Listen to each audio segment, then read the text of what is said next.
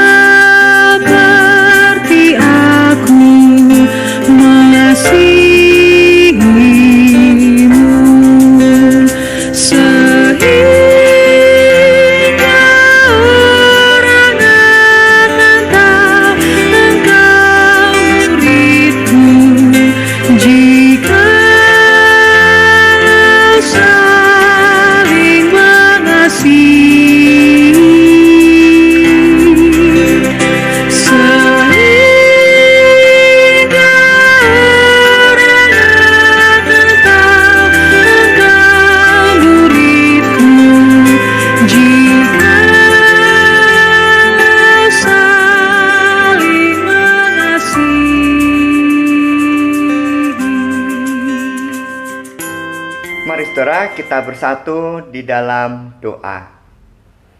Tuhan, kami bersyukur kepadamu telah memberikan kepada kami selalu kesempatan untuk merenungkan bersama firman Tuhan, khususnya dalam pemahaman Alkitab kali ini.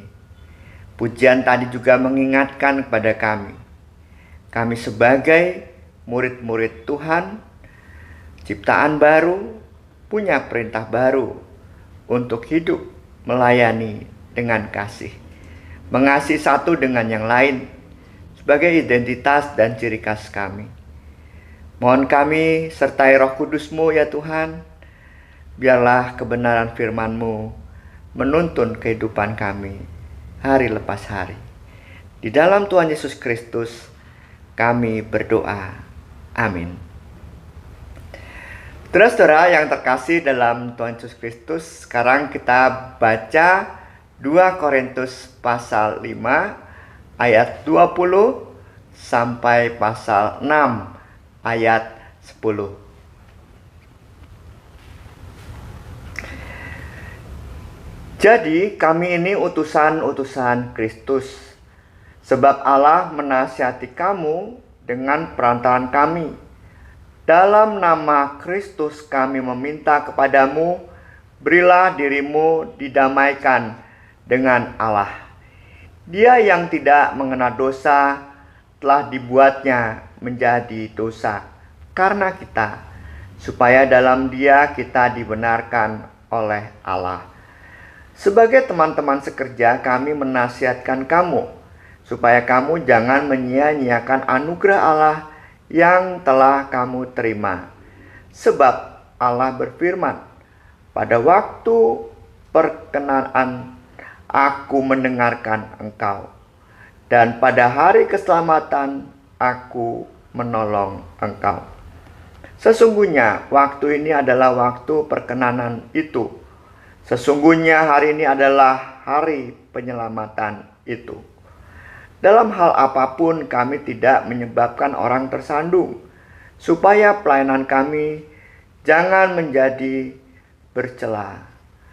Sebaliknya, dalam segala hal kami menunjukkan bahwa kami adalah pelayan Allah, yaitu dengan penuh ketabahan dalam penderitaan, kesengsaraan, dan kesukaran, dalam menanggung pukulan, dalam penjara dan kerusuhan, dalam berjerih payah, dalam berjaga dan kelaparan, dalam kemurnian hati, pengetahuan, kesabaran, dan kemurahan hati, dalam Roh Kudus dan kasih yang tulus ikhlas, dalam penderitaan atau pemberitaan kebenaran dan kekuasaan Allah, dengan menggunakan senjata-senjata keadilan, baik di tangan kanan maupun di tangan kiri. Ketika dihormati dan ketika dihina, ketika diumpat dan ketika dipuji, ketika dianggap sebagai penipu, ternyata orang benar. Sebagai orang yang tidak dikenal namun terkenal, sebagai orang yang nyaris mati dan sungguh kami hidup, sebagai orang yang dihajar namun kami tidak mati, sebagai orang berduka cita namun senantiasa bersuka cita, sebagai orang miskin namun memperkaya banyak orang, sebagai orang tak berpunya sekalipun kami memiliki segala sesuatu. Saudara-saudara yang terkasih dalam Tuhan Yesus Kristus, apa yang dapat menampakkan hidup kita diketahui sebagai orang Kristen atau pengikut Kristus? Secara kasat mata bisa saja saat kita melihat seorang memakai kalung salib, wah, itu orang Kristen. Atau pas ketemu di rumah makan, kita melihat orang berdoa dengan melipat tangan lalu tertunduk matanya.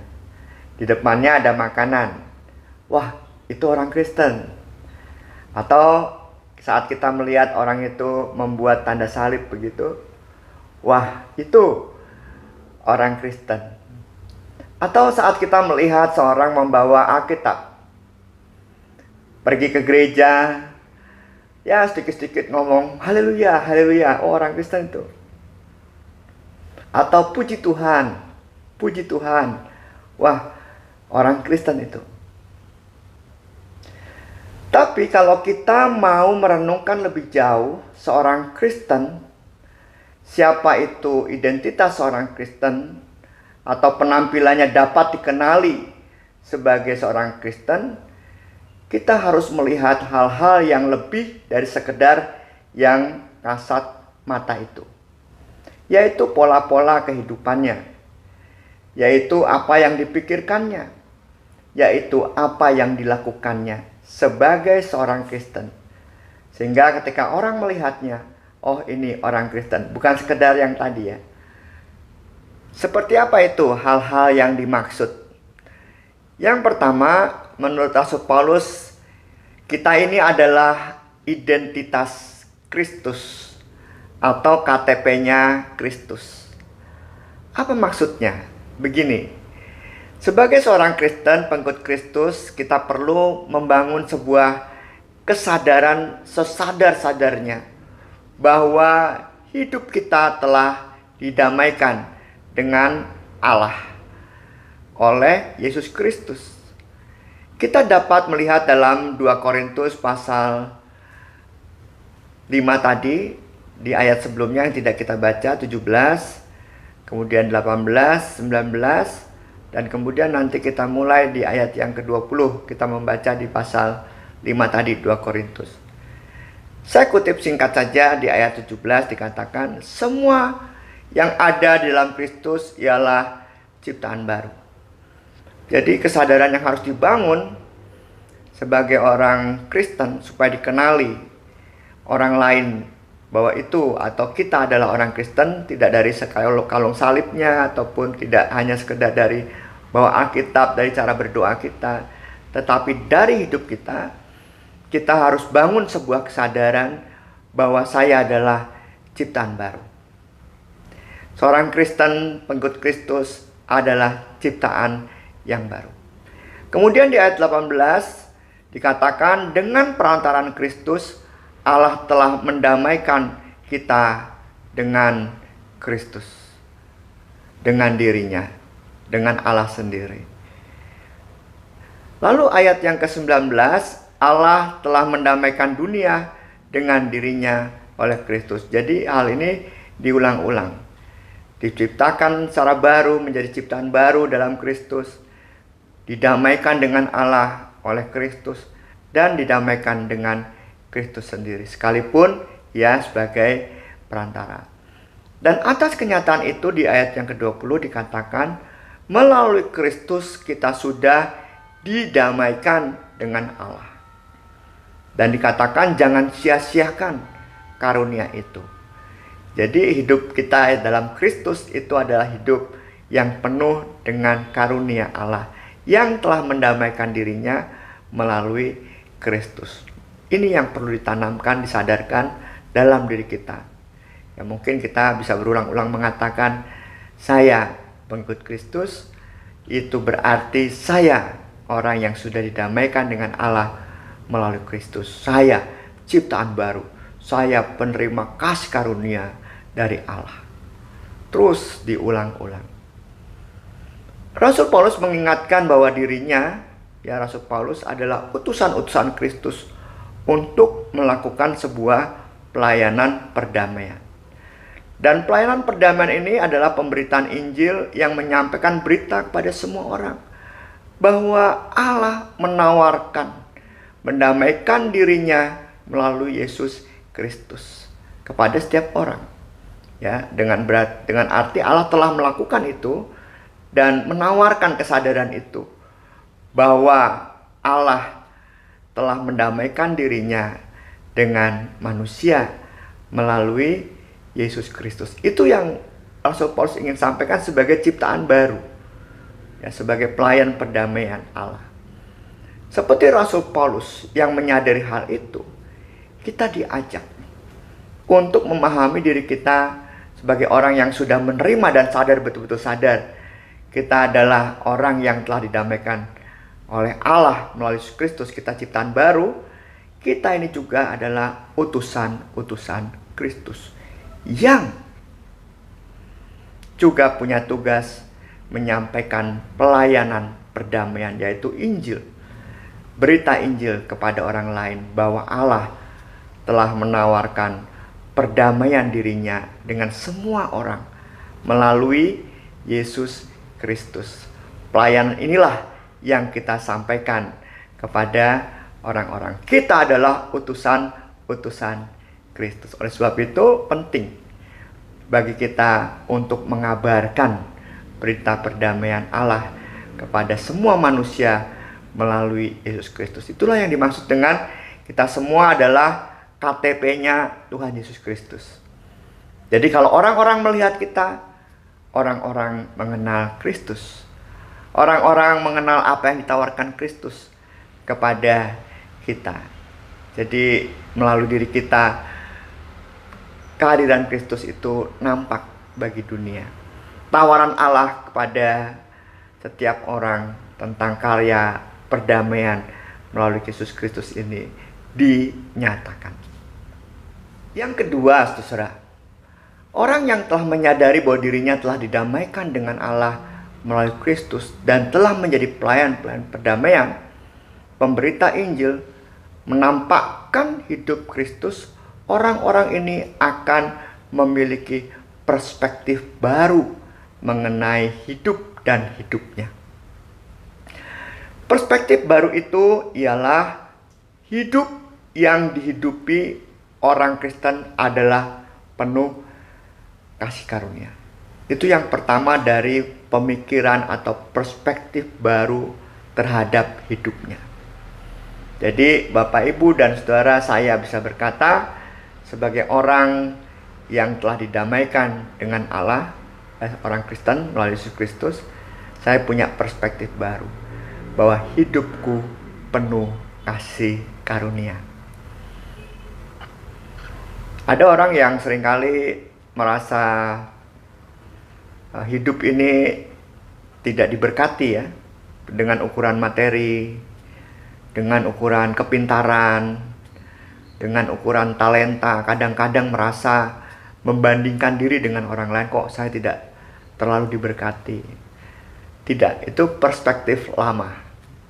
Sebagai orang Kristen, kita pintar, kita sekolah tinggi, kita sekolah tidak tinggi, atau kita memiliki harta banyak ataupun sedikit, kita adalah orang yang penuh kasih karunia. Itu dikatakan di ayat yang pertama dalam 2 Korintus pasal 5 tadi ya, ayat 20, kemudian pasal 6 ayat 1 itu dikatakan seperti itu. Jangan sia-siakan kasih karunia. Kamu adalah orang yang penuh kasih karunia. Bukan seorang yang tidak diberkati, atau itu pemikiran dunia. Artinya saudara, kita melimpah dengan kasih ya. Bahwasanya kita perlu pintar atau perlu memiliki pengetahuan, oke. Bahwasanya kita harus bekerja untuk mendapatkan ya penghasilan dan kita hidup ya dengan bisa memenuhi kebutuhan hidup kita, itu oke gitu. Tetapi yang paling utama, kita orang yang penuh dengan kasih karunia. Dan itu berarti tadi kita hidup bawaannya itu damai dengan siapapun juga. Hidup bawaannya itu mau berbuat baik kepada siapapun juga. Jangan disangka loh Bapak Ibu dan Saudara bahwa orang-orang yang tidak memiliki pekerjaan atau dibilang miskin tidak dapat berbuat baik. Perbuatan baik itu ukurannya bukan saya sudah kaya ataupun saya masih miskin ataupun saya bisa atau telah memiliki apa sehingga saya bisa memberi apa, bukan. Asal orang merasa diberkati, dia pasti bisa memberikan apapun yang ada pada dirinya. Dia bisa melakukan perbuatan baik apapun dari dirinya. Bisa memberikan waktu misalnya, bisa memberikan kesempatan untuk mendengarkan orang bercurah hati misalnya, bisa mendatangi saudaranya dan berdoa ya, bisa mendatangi orang tuanya yang sudah lanjut usia ya, dan berdoa untuknya. Bisa, dia bisa memberikan apa saja karena kesadaran bahwa hidupnya adalah melimpah dengan kasih karunia. Pernah di gereja ada mau pembangunan gereja ya, penambahan gedung, renovasi. Nah biasanya kan panitia membuat proposal ya, dan yang dibagikan proposal biasanya dipilih orang-orang yang berada. Dan ada anggota jemaat yang ya hidupnya tidak terlalu banyak materi, protes ya, kok kami yang miskin ini nggak dikasih proposal. Nah ternyata karena diselidiki proposal itu dibuat harganya aja udah 200.000 gitu. Mungkin bayangan panitia nanti yang tidak punya ini harta banyak, apa ya, kalau nyumbangnya 100.000 kan rugi ya, kira-kira proposalnya 200.000. Nah orang yang merasa tidak punya apa-apa ini merasa kok kami tidak diajak, tidak diminta gitu. Bukankah pemberian kami 50.000, 100.000 atau pemberian lain bisa cukup berharga? Karena memang orang yang penuh kasih karunia bawaannya ingin berbuat baik, dan dia punya harta yang paling mendasar, yaitu kasih Allah. Dan harta kasih Allah itu bisa mendorong dia memberikan apapun yang ya memang bisa ia berikan untuk orang lain. Dan orang yang penuh kasih karunia itu saudara juga orang yang selalu mampu untuk mengampuni. Kemarin ada pembinaan pasutri ya, pasutri kateksasi pernikahan, calon pasutri ya. Nah, calon pasutri ini bertanya, Kalau mengampuni itu masih tidak sempurna ya, masih ada ganjelan, bagus nggak? Saya bilang bagus. Sekalipun belum sempurna, belum plong, belum semuanya gitu ya. Nah pertanyaannya adalah sampai kapan kita bisa mengampuni tapi masih ada ganjelan? Jawaban saya apa? Saya bilang ya sampai mati, seumur hidup. Karena orang mengampuni itu tidak bisa dipaksakan, tetapi sekalipun masih ada ganjelan, itu udah bagus itu. Itu seperti pohon ada benihnya, sudah ada benihnya. Nah tinggal didorong, tinggal ditemani ya. Tinggal nanti suatu saat dia menemukan sebuah peristiwa dan membuat pengampunan itu menjadi sempurna. Pada intinya, orang yang penuh kasih karunia itu selalu bisa mengampuni, punya benih pengampunan dan lain sebagainya. Itu yang pertama, perspektif baru tentang hidup, bahwa dirinya adalah seorang yang penuh dengan kasih karunia. Nah kemudian yang kedua, saudara, setiap orang Kristen adalah pelayan Allah. Dikatakan di ayat yang keempat. Ini perspektif baru juga. Setiap orang Kristen yang lahir, baru lahir aja nih, itu adalah pelayan Allah. Nah, pelayan Allah ini bukan pelayan yang biasa kita kenal, pelayan-pelayan di gereja, menjadi pengurus komisi, menjadi penatua atau pendeta, menjadi PNK atau pemusik, menjadi bagian dari tim perlawatan, disebut pelayan, dan lain sebagainya. Bukan itu. Ya, bukan itu. Tetapi hidup kita itu adalah pelayanan. Setiap orang Kristen yang hidup itu adalah panggilannya atau identitas dirinya adalah pelayan Allah. Pelayan dalam hidup ini. Jadi di tengah keluarga saya melayani, ya. Saya hidup sebagai suami di tengah keluarga, saya melayani. Saya dipanggil sebagai pelayan Allah yang menawarkan kasih karunia Allah kepada setiap anggota keluarga. Begitu juga istri, begitu juga anak-anak. Makanya ada istri-istri, hormatilah suamimu seperti untuk Tuhan. Karena istri adalah pelayan Allah. Hai suami-suami, jangan berlaku kasar terhadap istrimu, dan kasihlah istrimu seperti engkau mengasihi Tuhan. Karena setiap suami adalah pelayan. Hai bapak-bapak, jangan sakiti hati anakmu. Hai anak-anak, taatilah orang tuamu. Perintah-perintah itu dalam konsep kita semua terlahir sebagai pelayan. Pelayan Allah. Jadi pelayan Allah itu tidak dibatasi dari pelayanan-pelayanan yang ada di gereja selama ini. Kalau kita terlibat dalam pelayanan-pelayanan gereja, ya kita terlibat semakin baik ya, melayani di tengah-tengah bagian-bagian tertentu di gereja. Tapi pada dasarnya setiap kita adalah pelayan Allah. Itu perspektif yang baru. Orang Kristen adalah pelayan Allah. Lalu yang ketiga, perspektif baru adalah hidup sebagai pelayan Allah itu harus sabar dan rendah hati. Bisa menerima kesulitan-kesulitan di tengah pelayanan. Kita bisa baca saudara di dalam 2 Korintus pasal 5 ayat 20, kemudian ayat 6 sampai 10. Itu kita bisa baca dari ayat 3 sampai 10. Banyak kesulitan, bahkan didera, bahkan rasa sakit ya. Bahkan kita ini diremehkan orang, itu dianggap bodoh dan seterusnya ya. Banyak penderitaan di tengah-tengah pelayanan. Nasihat Rasul Paulus apa? Kita harus melayani dengan sabar dan rendah hati. Seperti apa itu? Gambarannya gampangnya seperti Kristus sendiri yang sabar dan rendah hati. Artinya sabar itu menyadari bahwa pelayanan perdamaian sebagai pelayan Allah ini, kita tidak sedang mengerjakan proyek saya.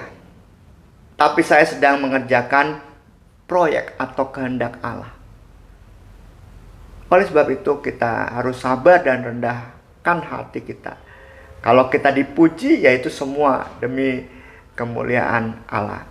Kalau kita didera ataupun dicela, yaitu kita harus terima, agar kita terus melakukan pekerjaan pelayanan Allah, memberitakan ini tidak berhenti. Nah, Rasul Paulus di ayat yang ketiga sampai 10 tadi kita baca, tadi sudah bisa baca lagi. Ini yang disebut oleh Tuhan Yesus Kristus dalam sabda bahagia di khotbah di bukit ya. Jadi berbahagialah kamu yang dianiaya karena aku gitu ya. Karena demikianlah nabi-nabi sebelum kamu, begitu mereka. Ya, karena kamu akan menjadi orang yang berbahagia di tengah-tengah pelayanan yang penuh kesulitan itu. Dan dalam Lukas 7 ayat 23 dikatakan, berbahagialah orang yang tidak menjadi kecewa dan menolak aku dalam pelayanan itu.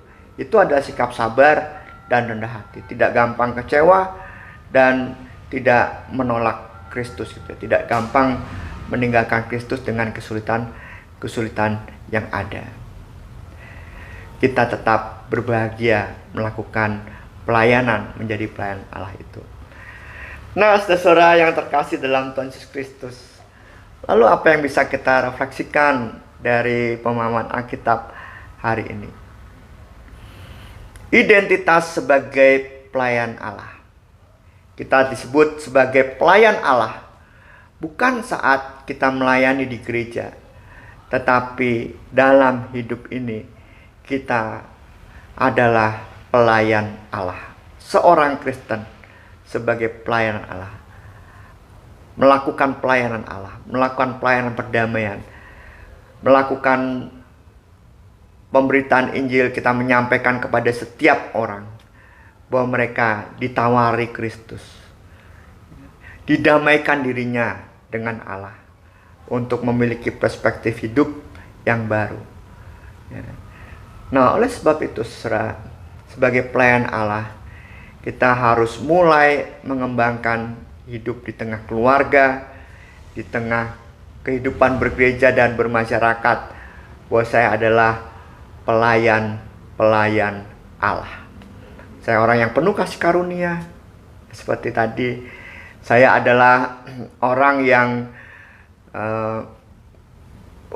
punya banyak hal untuk saya lakukan untuk orang lain karena kasih karunia itu. Saya adalah orang yang bisa menerima segala konsekuensi kehidupan ini. Tidak selalu saya maknai atau tidak lagi saya maknai secara buruk, tetapi itu sebuah tantangan, situasi yang biasa harus kita hadapi di tengah-tengah kehidupan kita. Dan lebih lagi, saudara, hidup sebagai pelayan Allah ini nalurinya selalu berkembang ya, luas gitu. Tidak hanya sekedar melayani di lingkup keluarga saja, gereja saja, kita juga harus sampai ke lingkup masyarakat. Tidak hanya sekedar masyarakat sekitar kita, tetapi luas. Contohnya sudah ada di jemaat kita ya. Dalam hari ulang tahun gereja ke-107 kemarin, kita diajak untuk mengumpulkan dana ya bagi hidup baru, yang setiap bulan katanya operasional kurang dana sebanyak 15 juta. Dan sudah terkumpul 104 juta. Sungguh luar biasa. Begitu juga sekarang dalam masa Paskah ini ada ajakan, yaitu tentang pohon kehidupan. Dan uangnya itu nanti untuk pohon kehidupan diberikan kepada panti asuhan ya, kemudian PAUD, pendidikan anak usia dini, untuk pelayanan kesehatan di NTT ya, lebih jauh lagi. Dan saya berharap juga kita bisa terpanggil untuk menunjukkan kebaikan Tuhan melalui diri kita yang penuh kasih karunia ini. Dan juga di tengah-tengah kehidupan kita sehari-hari banyak orang-orang yang juga pasti membutuhkan pertolongan. Nah, yang menjadi saya garis bawahi adalah jangan sampai pelayanan ini anggot-anggotan, saudara. atau biarpet gitu ya. Atau pelayanan ini seperti panas dingin, orang demam gitu. Atau musimam. Ya, karena dalam rangka HUT gereja kita mengumpulkan atau mengundang ya, ajakan. Nanti setelah hari ulang tahun gereja selesai ya tidak ada lagi bantuan untuk hidup baru. Jangan sampai seperti itu. Kita tahu kan kekurangan setiap bulan 15 juta. Nah, kita perlu support itu. Dan bagi Bapak Ibu saudara yang memang punya materi lebih untuk diberikan, tidak ada salahnya juga. Karena bukan masalah materinya, tapi kasih karunia Allah. Hidupku adalah kasih karunia Allah, ini harus mendorong kita melakukan sesuatu untuk menolong hidup baru khususnya, dan juga siapapun yang membutuhkan pertolongan kita, yang Tuhan berikan kepada kita jadi berkat gitu ya. Menawarkan, menceritakan tentang hidup yang telah diperdamaikan dengan Allah melalui Kristus ini dengan bentuk-bentuk yang nyata ya ke dalam keseharian kita. Begitu juga nanti bantuan kepada NTT tadi ya, mungkin bisa ke daerah lain juga, tidak selalu harus di momen-momen tertentu. Ya, kita bisa cari, kita bisa temukan ya, supaya tidak menjadi tindakan panas dingin. Kita kayak orang demam gitu ya, kadang panas, kadang dingin, tidak. Karena pelayan Allah itu adalah identitas kita yang melekat pada diri kita dari kita lahir sepanjang hidup kita sampai kita mati. Mari saudara, kita hidup sebagai pelayan Allah yang sabar dan rendah hati, dan biar dari situ orang mengenal kita. Oh, itu orang Kristen. Bukan karena ada kalung salib, tetapi karena kehidupan, pola hidup, dan nilai-nilai baru dari orang itu yang ia tunjukkan sebagai pelayan Allah dalam kehidupan sehari-hari. Tuhan memberkati. Mari saudara, kita bersatu dalam doa. Tuhan, kami bersyukur Engkau telah menolong kami sepanjang pemahaman Alkitab ini, merenungkan tentang hidup sebagai pelayan Allah, sebagai identitas baru kami. Biarlah kami juga dipenuhi dengan perspektif baru dalam hidup ini. Biarlah kami bisa menjadi orang yang hidup penuh kasih karunia, saling menawarkan kebaikan dan mendukung, saling memulihkan. Biarlah kami terus menjadi pelayan Allah dalam kehidupan kami, tidak sekedar melayani di saat-saat tertentu, tetapi di sepanjang kehidupan kami. Dan biarlah pelayanan semua itu bisa kami lakukan dengan sabar dan rendah hati, melihat bahwa apa yang kami lakukan bukan kehendak kami sendiri, tetapi kami mau mewujudkan kehendak Allah, seperti Allah sudah melakukan perdamaian dengan kami semua melalui Yesus Kristus.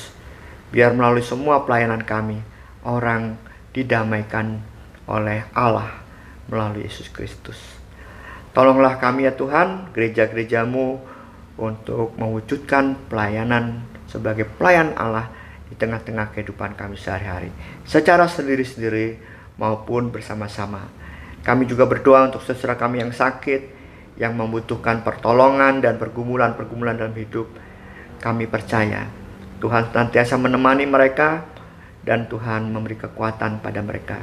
Kami juga berdoa untuk kegiatan-kegiatan gereja kami terkait dengan peneguhan penatuan nanti. Biarlah mereka yang diteguhkan anggota jemaat bisa menjadi pelayan-pelayan-Mu di tengah lingkungan gereja atau jemaat GKI Taman Sibunut, dengan sungguh-sungguh menghayati panggilan itu sebagai sebuah tanggung jawab dari Allah, dan mereka akhirnya lakukan dengan sepenuh hati dan menjadi berkat tentu bagi keluarga, bagi komunitas gereja dan masyarakat di mana mereka hidup. Kami juga berdoa untuk bangsa dan negara kami, pemimpin-pemimpin. Biarlah di tengah situasi yang seperti sekarang, situasi politik dalam rangka pemilihan presiden dan legislatif ke depan, semuanya terjadi dengan baik dan aman, dan semua kami bisa bersama-sama membangun kebersamaan yang baik. Inilah ya Tuhan doa kami mau serahkan kepadamu di dalam tangan kasih Tuhan Yesus Kristus yang mengajar kami berdoa. Bapa kami yang di surga, dikuduskanlah namamu. Datanglah kerajaanmu, jadilah kehendakmu di bumi seperti di surga. Berikanlah kami pada hari ini makanan kami yang secukupnya, dan ampunilah kami akan kesalahan kami, seperti kami juga mengampuni orang yang bersalah pada kami. Janganlah bawa kami dalam pencobaan, tapi lepaskanlah kami dari yang jahat, karena Engkau yang punya kerajaan dan kuasa dan kemuliaan sampai selama-lamanya. Amin. Sampai jumpa lagi saudara. Semangat, Tuhan Yesus Kristus memberkati.